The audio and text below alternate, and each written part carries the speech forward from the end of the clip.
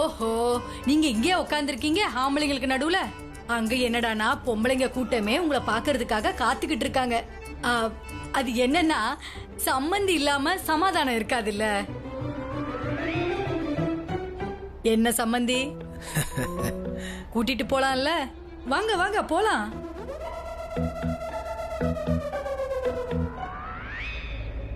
அட, இங்க நிக்கிறீங்களா மாப்ள? உங்களை எவ்வளவு நேரமா தேடிக்கிட்டு இருக்கோம். ஆக்சுவலி நான் உங்களை பக்கம் தான் வந்துட்டு இருந்தேன். இவர் தான் என்னோட மூத்த அண்ணன், மாயாவோட பெரியப்பா. இனில இருந்து நீங்க கூட இவரை பெரியப்பான்னு கூப்பிடலாம். காலை தொட்டு கும்பிட்டுக்கோங்க. பரவாயில்ல, இருக்கட்டும்பா. இவங்கெல்லாம் புது ஜெனரேஷன், மனசார மரியாதை கொடுக்க விடு. மரியாதையை நாம கத்து கொடுக்கலாம்னா அப்ப பசங்க எப்படி கத்துப்பாங்க?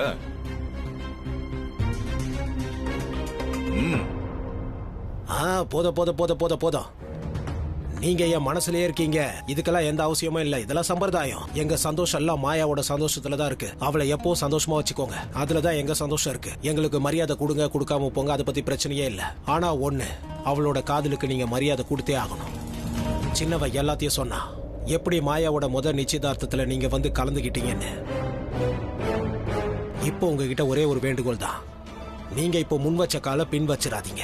எப்பவும் எங்க செல்ல குழந்தை கூட வாழணும். எப்பவும் அவளை சந்தோஷமா வச்சிருங்க. போதும். என்னன்னா இன்னும் அவ குழந்தைத்தனமாவே இருக்கா. ரொம்ப அப்பாவி. எப்பவும் வீட்டுக்குள்ளதான் இருப்பா, தெரியும்ல. இப்ப எங்களுக்கு ஒரே ஒரு வேண்டுகோள் தான். அவ ஏதாவது தப்பு பண்ணா கூட அவ மேல கோவப்பட்டுறாதீங்க. அது என்னன்னா மாப்ள, அவ கண்ணுல நாங்க கண்ணீரை பார்த்தோன்னு வச்சுக்கோங்க, அதுக்கப்புறம் எங்க ரத்தம் தன்னால கொதிக்க ஆரம்பிச்சிரும். அதுக்கப்புறம் எங்களால எங்க கோவத்தை கண்ட்ரோல் பண்ணவே முடியாது. தேவையில்லாம ஏதாவது பண்ணிடுவோம். அதான் சொல்றேன். அதனால ஏதாவது ஒண்ணு பண்ணி அவளை சந்தோஷமா வச்சுக்கோங்க. நாங்களும் சந்தோஷமா இருப்போம். இதுதான் உங்ககிட்ட நான் வைக்கிற வேண்டுகோள்.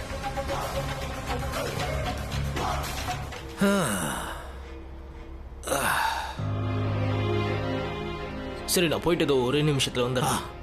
என்னோட தம்பி கூப்பிட்டு இருக்கான். ரன்வீர் மாயாவை வெறுக்கிறான். அதனால பிராச்சி இந்த கல்யாணத்தை நிறுத்துறதுக்கு முயற்சி பண்றான். இப்படி பண்றதுனால ரன்வீருக்கு மட்டும் இல்ல, ரியாவுக்கும் இவ ஹெல்ப் பண்ணிட்டு தான் இருக்கா.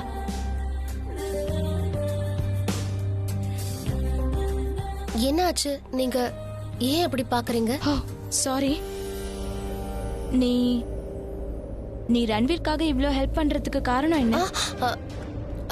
அது அது அப்படி எதுவும் இல்ல. அதாவது என்ன அது வந்து அவனுக்காக இவ்ளோ பண்றல்ல, யாராவது இவ்ளோ ஹெல்ப் பண்றாங்கன்னா காரணம் இருக்கும். நான் ரன்பீருக்கு இவ்ளோ ஹெல்ப் பண்றதுக்கு காரணம் என்னன்னா, நான் உனக்கு ரொம்ப நன்றி கடன் பட்டிருக்கேன்.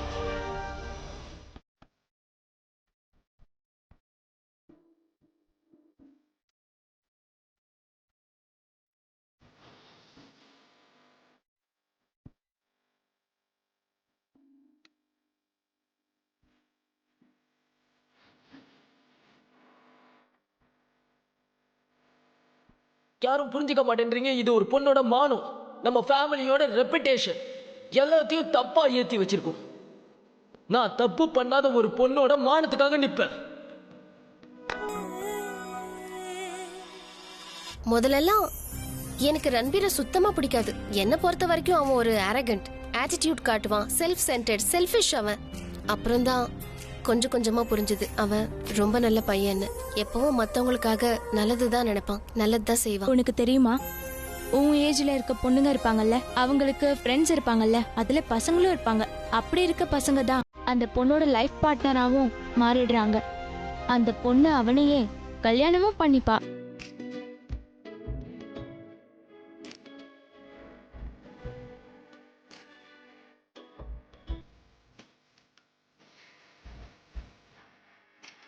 அதெல்லாம் எனக்கு தெரியாது. நீங்க சொல்றீங்கன்னா மேபி இருக்கலாம். இது முடிஞ்சிருச்சு, நான் கிளம்புறேன். Thank you so much. No problem. Thank God. இவ சொல்றத பார்த்தா என் ரியாவோட கல்யாணம் ரொம்ப நல்லபடியா நடக்கும், எந்த பிரச்சனையும் இருக்காது. பிராச்சியும் அதே தான் பண்ணிட்டு இருக்கா. ரியா இந்த இடத்துல இருந்திருந்தா என்ன பண்ணுவாளோ அத. ரியா பண்ணா என்ன, பிராச்சி பண்ணா என்ன வித்தியாசம் இருக்கு இதுல? என் ரியாக்கு ரூட் கிளியர் ஆயிடுச்சு. Thank God, I was so tensed.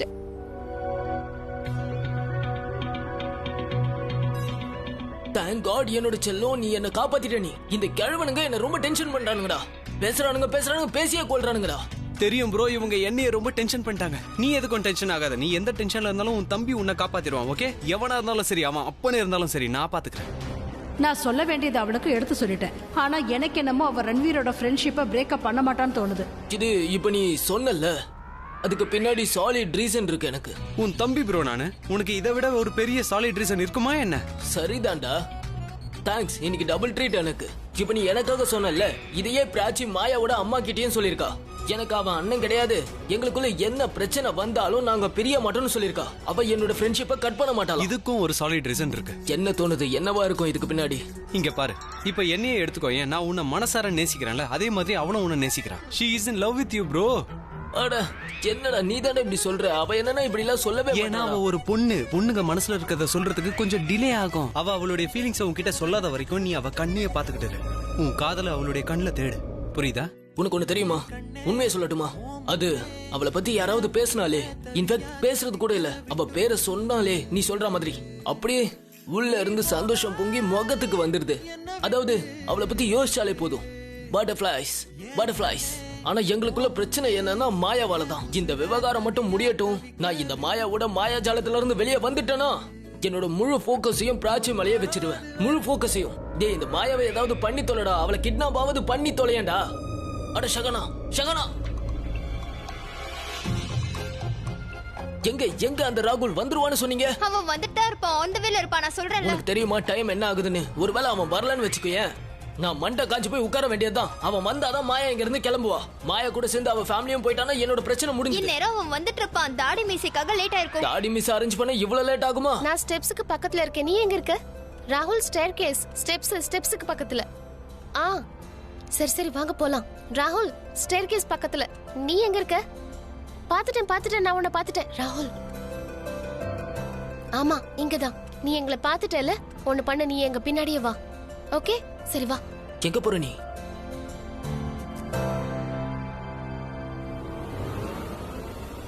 ஏய் நில்லு அண்ணா, நான் இவன் யாருன்னு கண்டுபிடிச்சிட்டேன்.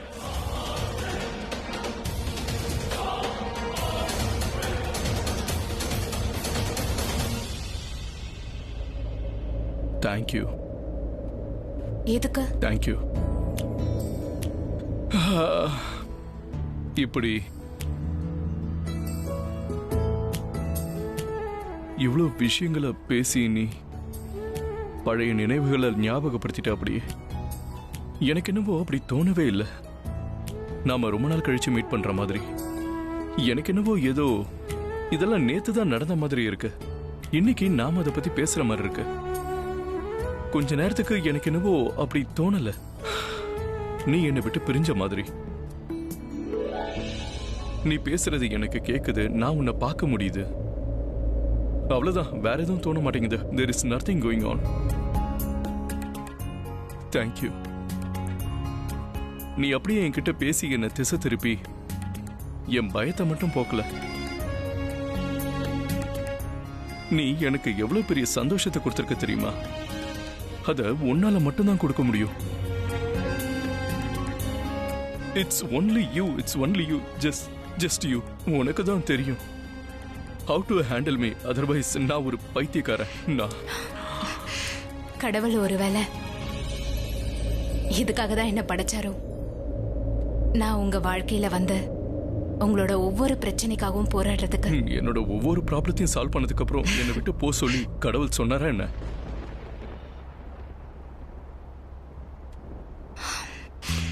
நான் கன்ஃபெஷன் பண்ண போறேன். என்ன? You are right. எனக்கு இந்த லிஃப்ட பார்த்து ரொம்ப பயமா இருக்கு. இப்ப பெட்டரா இருக்கு. இதத்தான் முதல்ல இருந்து நானும் சொல்லிட்டு இருக்கேன். எனக்கு தெரியும். இன்னொரு விஷயமும் கன்ஃபஸ் பண்ண வேண்டியிருக்கு. என்ன? நான் உன்னை ரொம்பவே மிஸ் பண்ணேன். உன்னை விட அதிகமா. I really missed you.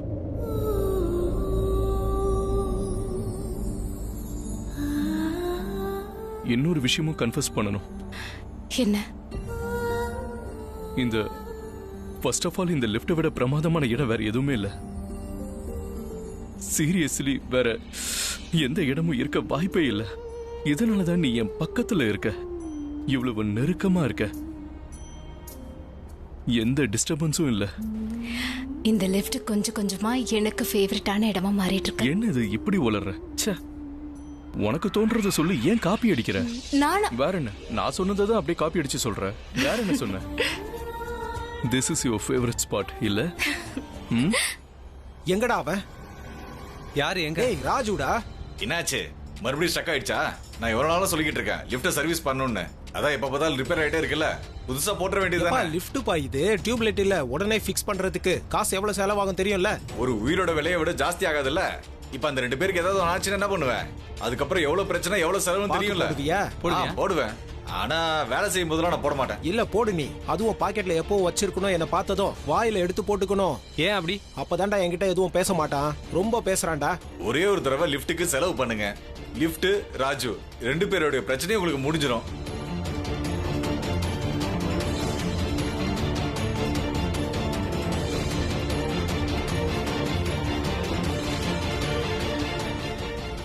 Lift automatic மோடுக்கு போயிடுச்சுப்பா. அப்படின்னா இப்ப வேலைக்கு ஆகுமா ஆகாதா?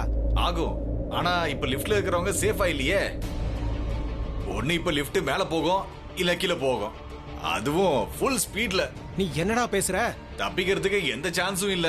இப்ப லிஃப்ட் ஆட்டோமேட்டிக்கா ஸ்டார்ட் ஆகிறதுக்கு முன்னாடி அவங்க 2 பேரையும் எப்படியாவது வெளியே கொண்டு வரணும். அது மட்டும் ஸ்டார்ட் ஆயிடுச்சு அப்புறம் அது நிக்கவே நிக்காது. ஒண்ணு அது மேல போகும் இல்லனா கீழே வந்துரும். அப்ப ஏன் டைம் வேஸ்ட் பண்ற? சீக்கிரம் பண்ணு.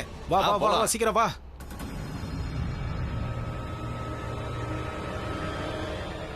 நீ என்ன நினைச்ச? உன்னை கண்டுபிடிக்க முடியாதுன்னா? என்ன பார்த்தா முட்டாளா தெரியுதா? யார் இது? மாயாவை கஷ்டப்படுத்தினவன்.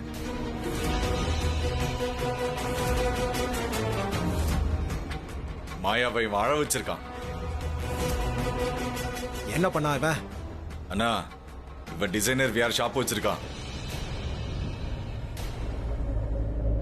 மாயாக்கு ஒரு Dress பிடிச்சு போய் எடுத்து வச்சா இந்த பண்டி சிங் அந்த Dress வேற யாருக்கு கொடுத்து விட்டுட்டான்.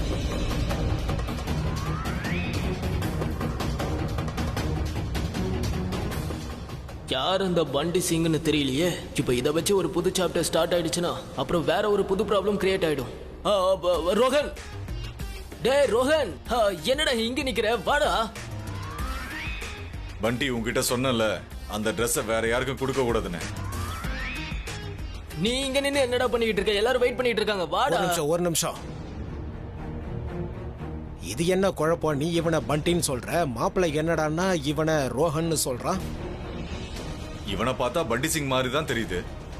என்னடா உன்னை பத்தி தான் கேட்டுட்டு இருக்காங்க. உன் பேர் என்னன்னு சொல்லு. சார் அது வந்து நான் அதை தான் சார் சொல்ல வந்தேன். நான் பண்டி இல்ல சார், என் பேரு ரோஹன் பிரீத் சட்டா. ஆமா, பண்டி சிங்லாம் இல்ல, இவன் ரோஹன். சின்ன வயசுல இருந்து நாங்க 2 பேரும் ஃப்ரெண்டு. ரோஹன் பிரீத் சட்டா, சட்டாஜியோட மருமகன். எனக்கு என்னமோ அந்த கடைக்காரன் பண்டி மாதிரி தான் தெரியறான். ரோஹன் இல்ல அந்த கடைக்காரன் மூஞ்சும் இவனோட மூஞ்சும் ஒரே மாதிரி இருக்கலாம். இவங்களோட தாடி எல்லாம் ஒரே மாதிரியான சிமிலாரிட்டி தான் இருக்கும். ரோஹன், வழக்கம் போல இன்னைக்கும் லேட்டா வந்துட்டியா? எப்ப பார்த்தாலும் லேட் தான். பார்த்தேன். லேட்டா வர்றது தானே இவன் ஸ்பெஷாலிட்டியே. இவன் கல்யாணத்துக்கு இவன் லேட்டா தானே வந்தான். அதெல்லாம் விடுங்க, அவன்கிட்ட முதல்ல கேளுங்க. நம்ம கேட்டது கொண்டு வந்தா நானு. கொண்டு வந்தியா? சரிதான். அப்போ எல்லாருமே ரோகன் தான் சொல்றீங்க. அப்போ ரோகனா தான் இருப்பான். நீ தான் தப்பா புரிஞ்சுக்கிட்ட.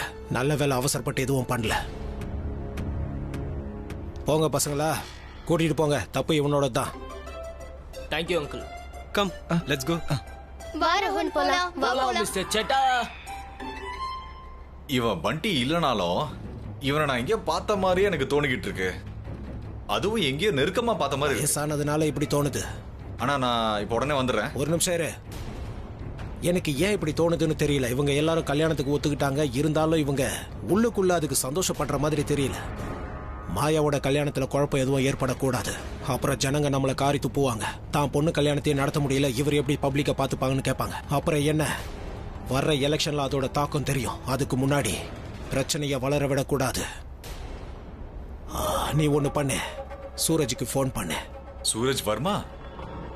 என்னன்னா யாராவது போட்டு தள்ள முடிவு பண்ணிட்டீங்களான்னு அந்த ஷூட்டரை கூப்பிட சொல்றீங்க? இங்க எல்லாமே நல்லபடியா தானே போயிட்டு இருக்கு. நான் என்ன சொல்றேனோ அதை முதல்ல செய். அவனை வர சொல்லு. வந்ததும் அவனை என் கிட்ட கூட்டிட்டு வா. இப்ப யாரோட தலை உள்ள போகுதோ. இந்த மாயாவோட அம்மா எங்க போய் தொலைஞ்சா?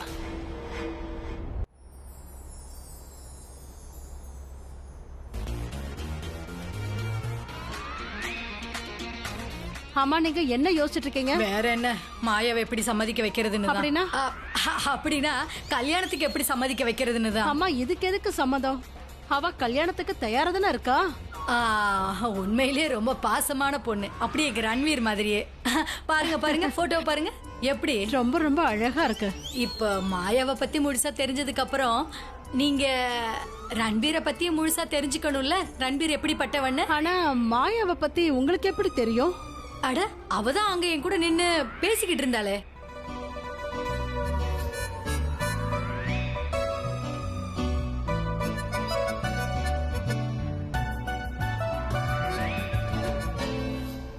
அவளை நான் பார்த்தேன். அது என்னன்னா, பெரியவங்களா இருந்தாலும் சின்னவங்களா இருந்தாலும் உடனே அவ எல்லார்கிட்டயும் பழகிடுவா. அப்படியே சக்கரை மாதிரி இனிக்க பேசுறீங்க. கலந்து குடிச்சிட வேண்டியதா. அப்படியே கலந்துருவாளாமே. என்னது? அப்படியே தங்கம் மாதிரி உங்க பொண்ணு. போன ஜென்மத்துல கண்டிப்பா நீங்க நிலக்கரி தானம் பண்ணிருக்கணும். அதனாலதான் இப்படி ஒரு பொண்ணு கிடைச்சது. நிலக்கரியா? அட, புரியலையா உங்களுக்கு? அட, இந்த வைரம் இருக்குல்ல, அது நிலக்கரியில இருந்து தானே கிடைக்கும். அதனாலதான் சொன்னேன், நீங்க வைர தானம் பண்ணிருக்கணும் இந்த பொண்ணு கிடைக்கிறதுக்கு. ஆமாங்கம்மா, நீங்க சொல்றதும் சரிதான். நான் போன ஜென்மத்துல நிறைய புண்ணியம் பண்ணிருந்திருக்கணும். அதனாலதான் மாயா மாதிரி பொண்ணு கிடைச்சிருக்கு.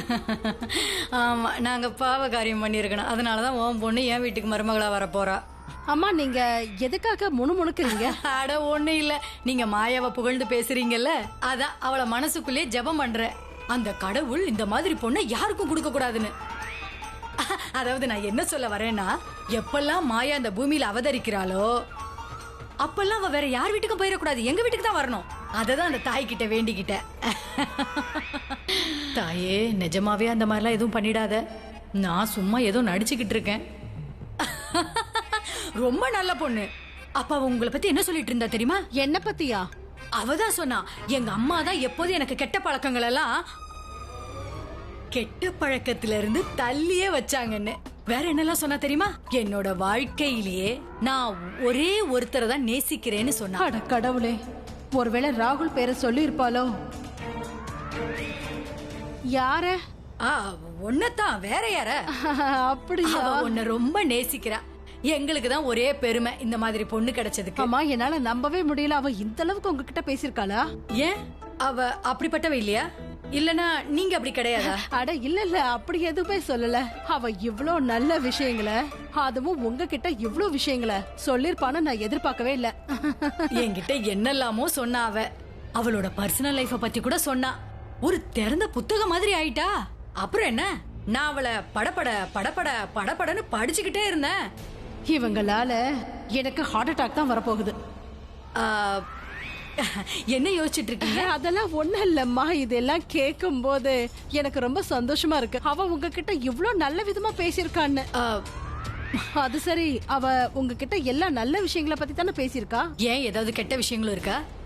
இல்ல இல்ல, நான் பொதுவா கேட்டேன், நல்ல விஷயங்களை பத்தி தானே பேசினாங்க. உங்க பொண்ணாச்சே, தப்பா ஏதாவது பேசுவாளா என்ன? நம்ம மாயாவாச்சே இல்லையா? அது என்னன்னாமா, நீங்களும் ரொம்ப ரொம்ப நல்லவங்க. என்ன பத்தி அப்படி என்ன பாத்துட்டீங்க நீங்க? என்ன நீங்க? நாங்க தான் உங்களை பாத்துட்டு தானே இருக்கோம். அதுவும் வீட்டுக்கு வரப்போறவள பத்தி இவ்ளோ புகழ்றீங்களே. சரி, போட்டோவை பாருங்க. இந்த பல்லவி இருக்காளே, எல்லா பிளானையும் கெடுத்துருவா போல இருக்கே. எங்க போய் தொலைஞ்சான்னு தெரியலையே. அவ வந்தாதான் இந்த மாயாவோட அம்மாவுக்கு நம்ம மாய வித்திய காட்ட முடியும். மம்மி எவ்வளவு நேரமா கூப்பிட்டு இருந்தாங்க. மம்மி, நீங்க என்ன கூப்பிட்டீங்களா? ஆமா, எப்பவோ கூப்பிட்டேன். ஆனா இப்பதான் வந்திருக்கீங்க. போய் ஜூஸ் எடுத்துட்டு வா. மம்மி அவளோட மானத்தை வாங்குறதா சொன்னாங்க. ஆனா இப்ப ஆரத்தி எடுக்கிற மாதிரிலாம் தெரியுது.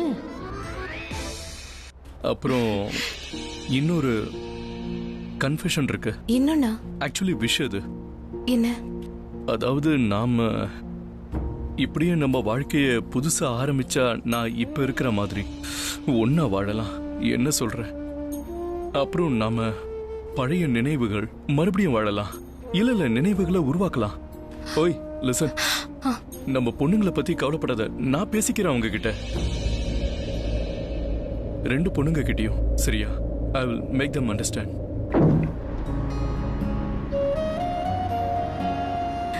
லிஃப்ட் ஒர்க் ஆகுது. நான் எப்படி எடுத்துக்கிறது? என் லைஃப் இந்த லிஃப்ட் மாதிரியே ஒர்க் ஆயிடுமா?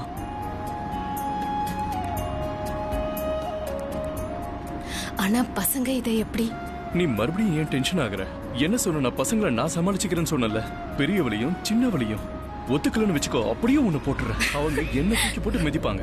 நான் காமெடியா பேசிக்கிட்டு இருக்கேன், சீரியஸ் ஆயிடாத. சும்மாதான். அது சரி, நம்ம பொண்ணு பேர் என்ன? Tell me. Oh, shit. Oh no! இந்த லிஃப்ட் ஃபுல் ஸ்பீட்ல கீழ போயிட்டு இருக்கு. யாராவது இருக்கீங்களா? யாராவது இருக்கீங்களா? லிஃப்ட் ஏன் கீழ போகுதா?